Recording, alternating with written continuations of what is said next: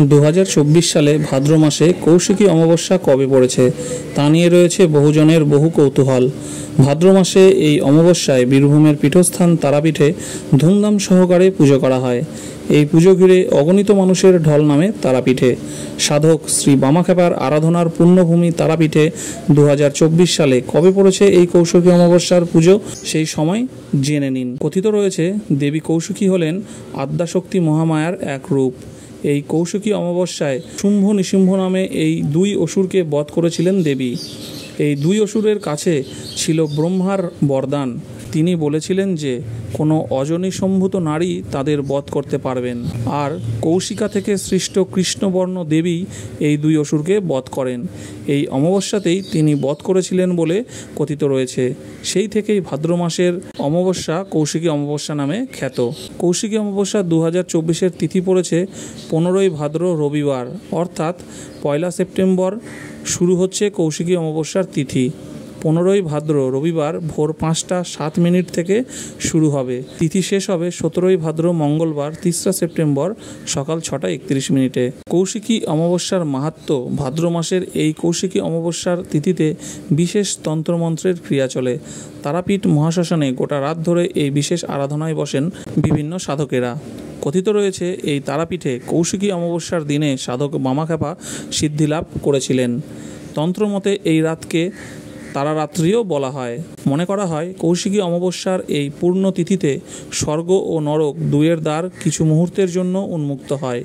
এই সময় ধনাত্মক অথবা ঋণাত্মক শক্তি নিয়ে সাধক তার সাধনা সম্পন্ন করতে পারেন। এতে অনেকেই সিদ্ধিলাভ করেন বলে মনে করা হয়। সেদিক থেকে তন্ত্র সাধনার জন্য এই দিনটি খুবই গুরুত্বপূর্ণ। কৌশিকী অমাবস্যার রাতে কি করবেন?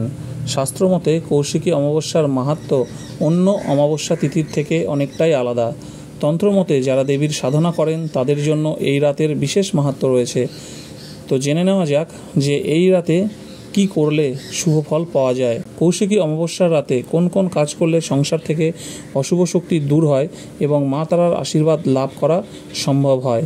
জ্যোতিষশাস্ত্র বলছে যে কৌশিকী অমাবস্যায় সংযম পালন করা জরুরি, তাই এদিন উপবাস পালন করতে পারলে খুবই ভালো। পুরোপুরি উপবাস রাখতে না পারলে নিরামিষ আহার করুন। আগামীকাল কৌশিকী অমাবস্যার সন্ধ্যায় বাড়ির মূল প্রবেশপথের সামনে দরজার দুপাশে দুটো তিলের তেলের প্রদীপ জ্বালাবেন।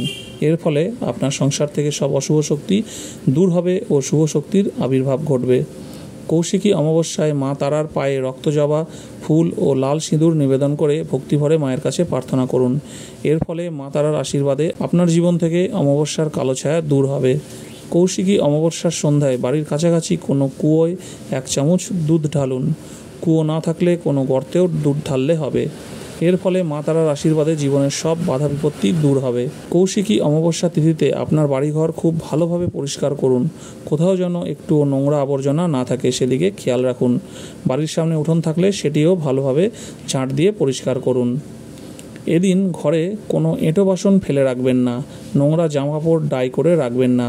যেসব জামাকাপড় আর পরবেন না সেগুলি কাউকে দিয়ে দিন বা ফেলে দিন। একটি জলহীন শুকনো নারকেলের একদিক ফুটো করুন। এরপর ওই ফুটো চিনি দিয়ে ভর্তি করুন। ওই নারকেলটি বাড়ির থেকে কিছুটা দূরে মাটিতে গর্ত করে পুঁতে দিন।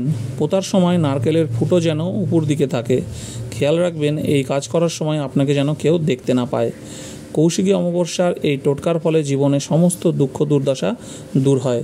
আশা করি ভিডিওটি আপনাদের ভালো লেগেছে। যদি ভিডিওটি ভালো লেগে থাকে তাহলে অবশ্যই ভিডিওটিকে একটি লাইক করবেন এবং চ্যানেলে নতুন হয়ে থাকলে চ্যানেলটিকে সাবস্ক্রাইব করে পাশে থাকা বেল আইকনটি প্রেস করে নেবেন।